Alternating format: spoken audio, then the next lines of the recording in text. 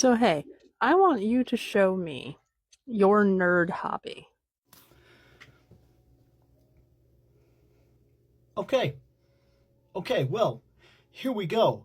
I collect toys, as you can see, but it's not that simple. I collect in a finite, specific way that builds a museum to myself. Every single item in the collection has to have a story and a purpose for being on the shelf, or it has to go. Every single item in my collection specifically says something about me, to the kinds of things that I like, to the designs that I appreciate, to the history of my life in general. Case in point, let's take a trip. See that Superman? That Superman right there? That's important. See, when I was a real little kid, like really little, I had a Superman that was almost exactly like this. And Superman, what does he do? He flies, right? He flies. Now, I was a very little kid. This was my favorite toy during that time. And because Superman flies, I made him fly. Right? But I threw him up, and I threw him up, and I threw him up, and one time I threw him so high, and he came down so hard and so fast that he hit the concrete of the driveway. Dink! And he exploded. Pew! Into pieces he went.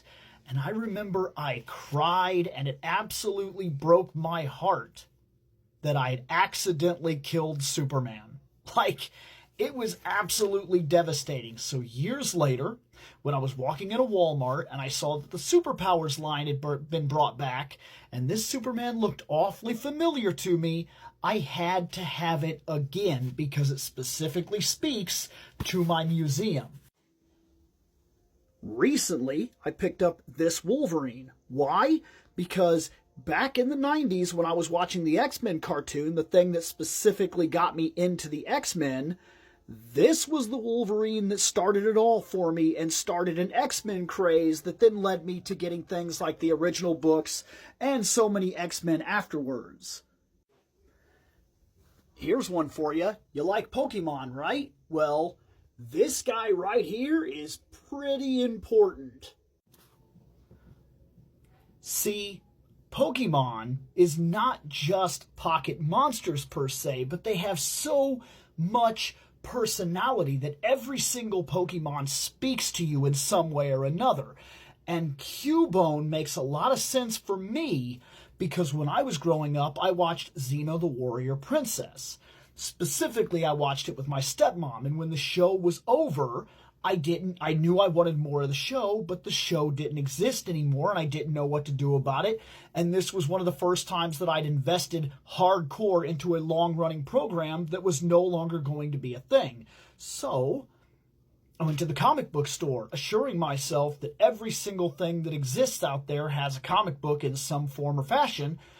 There has to be some sort of warrior woman. And I stumbled upon Red Sonja. So I bought the Red Sonja book, which then bled into the barbarian fantasy, which took me to Conan the Barbarian, which took me to things like Cole and things of that nature, and then expanded into this big thing that I love. And when I play Pokemon, he's one of the characters that speaks to me. Conan, born on a battlefield. Cubone is literally wearing the skull of his mother. How much more do you need born out of a battlefield do you need for something like that? His mother destroyed. He wears her literally into battle. He carries a bone that he literally uses to club his enemies with to avenge himself, protect himself, and never become a victim again. Is he sorrowful? Yes. Is he scared? Yes. But that little bone that he carries into battle, he will extend that art of self-preservation and skill all the way up to the level of the samurai, becoming one of the coolest Pokemon ever, Marowak. If that doesn't speak to something that's triggered my entire friggin' life, I don't know what will. But then that leads us into Motu, right? Because after hearing my view on that, you have to assume that I like things like Conan the Barbarian, and I like things like He-Man, and you would be very much right that I like things like He-Man. I like them a lot.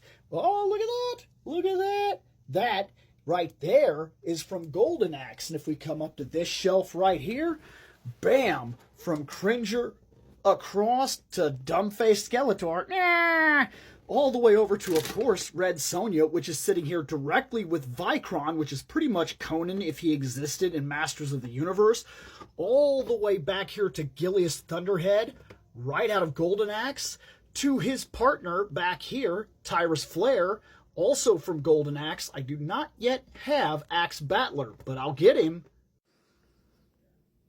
I'm a kid from the 80s, right? I'm a kid from the 80s, for what it's worth, born in 84.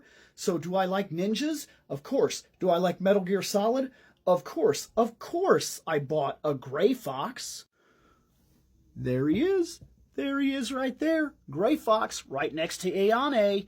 Ninjas, right? And if we're going to do the whole ninja trope right off the bat, why don't we come all the way up here to Snake Eyes, to Storm Shadow? That makes sense, right? Plays directly into what I'm talking about. The anime that got me into animes and taught me development storylines in terms of focusing on characters and giving a reason for the fight to take place rather than just punching things was Dragon Ball Z. You better believe I've put a little collecting time into that too. Right here, all the way across, is pretty much an entire shelf of nothing but Dragon Ball Z, and you'd be surprised to know that my favorite character is not Goku, it is not Vegeta, it is not Piccolo, it used to be Future Trunks, it's Krillin.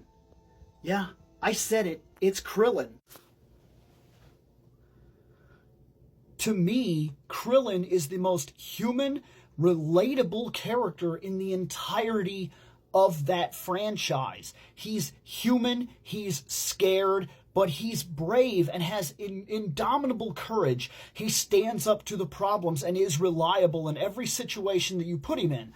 Yes, I realize it's a joke to always talk about how Krillin gets defeated or Krillin gets killed, but in all honesty, he doesn't get killed nearly as much, or rather, he doesn't get killed any more often than any other character in that series, and the fact that he keeps showing up is indomitable will for things that matter. When you need him, he'll be there. And that impresses me way more than the ever unfearing Goku superhero character that you already know the second he arrives on the battlefield, he's going to take care of business because he's the main character. Krillin all the way. Mad respect for Krillin, right? Right? You don't have to agree with me, but if you don't agree with me, you're wrong.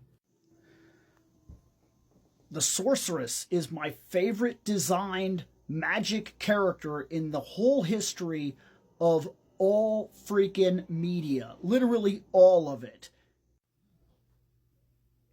I grew up during the Power Ranger craze. Growing up during the Power Ranger craze pretty much put me in my martial arts state of mind that I have still been practicing boxing and mixed martial arts to this present day, off and on, my entire life. So of course I bought the Rangers that specifically talked to me, right?